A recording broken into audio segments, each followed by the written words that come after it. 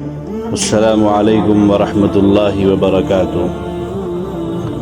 الحمد للہ رب العالمین والصلاة والسلام علی سید الانبیاء والمرسلین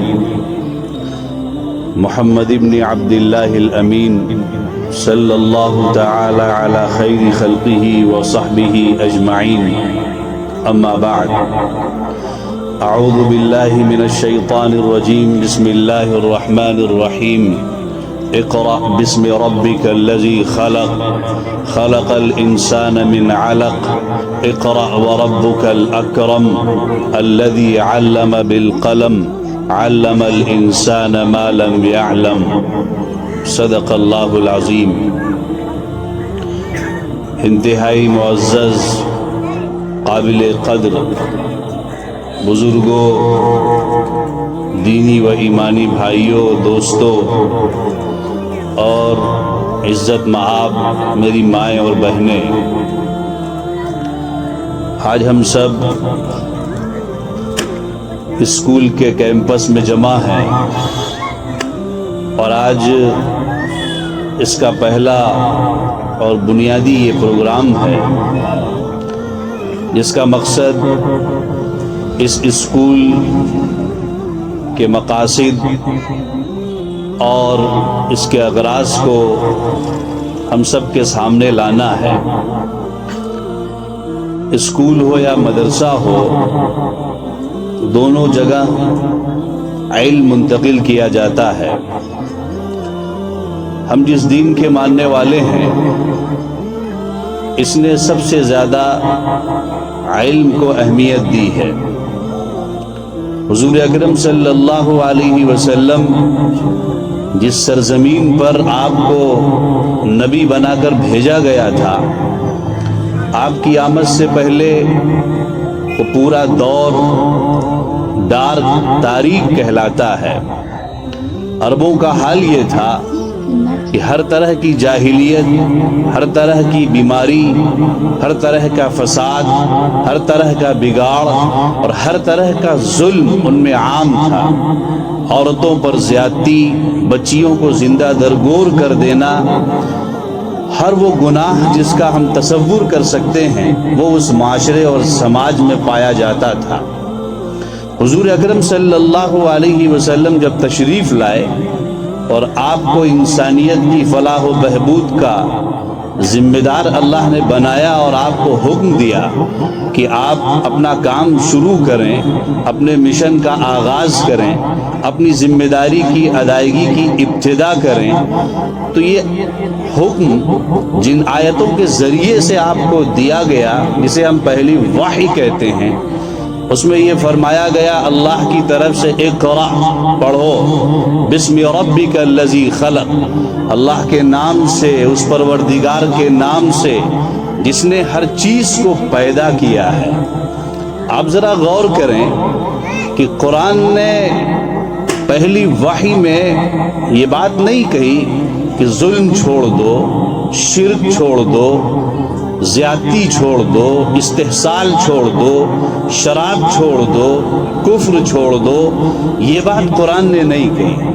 قرآن نے سب سے پہلا حکم یہ دیا کہ پڑھو، علم حاصل کرو، کیونکہ شریعت کے نگاہ میں، اسلام کے نظریے سے عربوں کے اندر جو بھی برائیاں پائی جاتی تھیں، ان برائیوں کی اصل وجہ جہالت تھی۔ اسی لیے کہیں بھی یہ نہیں کہا گیا اس دور کے بارے میں کہ وہ دور کفر تھا یا دور ظلم تھا یا دور طغیان تھا، چاہے وہ احادیث نبویہ ہوں یا قرآن ہو یا بعد کی تاریخی کتابیں ہوں۔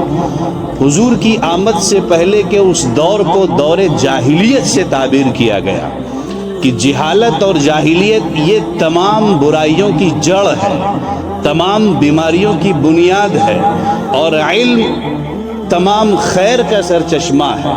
علم ایک زندگی ہے، جہالت موت ہے۔ علم روشنی ہے، جہالت تاریکی ہے۔ علم ایک نور ہے، جہالت ایک گندگی ہے۔ علم جب انسان کے اندر آتا ہے، علم کے زیور سے جب کوئی آراستہ ہوتا ہے تو اس کی فکری نشو نما ہوتی ہے، اسے خیر اور شر کے درمیان تمیز کی صلاحیت پیدا ہوتی ہے، وہ اچھے اور برے کو سمجھتا ہے، وہ توحید کو سمجھتا ہے، وہ شرک کی گندگی کے فرق کو سمجھتا ہے۔ اسی لیے قرآن نے سب سے پہلے جو حکم دیا، اقرا، پڑھو اپنے رب کے نام سے جس نے پیدا کیا، ہر چیز کا پیدا کرنے والا ہے۔ پھر اس کا تکرار کیا گیا، اقرا وربک الاکرم، پھر فرمایا گیا پڑھو تمہارا پروردگار بہت ہی کرم فرمانے والا ہے۔ پھر قلم کا ذکر کیا گیا، گویا قرآن کی پہلی وحی کے ذریعے سے یہ پیغام دیا گیا اپنے ماننے والوں کو، قرآن کے حاملین کو، نبی علیہ الصلاۃ والسلام کے متبعین کو، آپ سے نسبت رکھنے والوں کو، کہ آنے والا دور علم کا ہوگا، آنے والا دور ٹیکنالوجی کا ہوگا، آنے والا دور سائنس کا ہوگا، آنے والا دور ترقی کا ہوگا۔ تو جس قوم کے پاس علم کا زیور، علم کا ہتھیار سب سے زیادہ ہوگا، جو قوم سب سے زیادہ علم سے آراستہ ہوگی، وہی قوم دنیا کی فاتح ہوگی، وہی قوم دنیا کی قیادت کرے گی۔ اور یہی ہوا کہ مسلمانوں نے جب علم کو سب سے مقدم رکھا اور اس کو اہمیت دی، تو ایک دور عروج ہے ہم مسلمانوں کا کہ پوری دنیا میں مراکش سے لے کر کے مکہ مکرمہ تک اور در افریقہ تک، گویا دنیا کا ایک بڑا خطہ مسلمانوں کے زیر نگر تھا، دست نگر تھا، اور تمام نظام اسلامی حکومت کے ماتحت ہوا کرتے تھے۔ وہ یورپ جو اس وقت پوری انسانیت کا گویا کہ دادا اور ابا بنا بیٹھا ہوا ہے، وہاں جہالت کے سوا کچھ نہیں تھا۔ یورپ کے لوگ سب سے پہلے اندلس گئے، اسپین گئے، اور وہاں جا کر کے قرطبہ اور غرناطہ کے یونیورسٹیز سے بڑے بڑے مسلم سائنسدانوں کے سامنے گھٹنے ٹیک کر کے علم حاصل کیا، اور پھر وہ واپس آ کر کے انہوں نے محنت کی، اور ادھر مسلمان اپنے دور عروج کی حفاظت نہ کر سکے، اور وہ عیاشیوں میں اور زندگی کی تن آسانیوں میں اور غفلت میں پڑے۔ دھیرے دھیرے ان کا زوال شروع ہوا اور یورپ کی ترقی شروع ہوئی۔ آج یورپ ترقی یافتہ ملک ہے، لیکن ایک فرق کے ساتھ اس کی ترقی ہے۔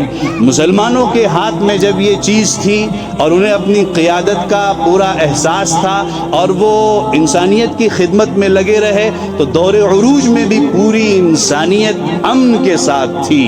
پوری انسانیت کو گویا مسلمانوں کے ذریعے سے بہترین نفع پہنچتا تھا، لیکن یورپ نے علم کو رب سے جو الگ کیا اور ساری کوشش، ساری محنت صرف مادیت پر کی، تحقیقات پر کی، سائنس پر کی، اللہ سے اس کو الگ کر دیا، تو آج اس کی ترقی پوری دنیا کے لیے ایک مصیبت بنی ہوئی ہے۔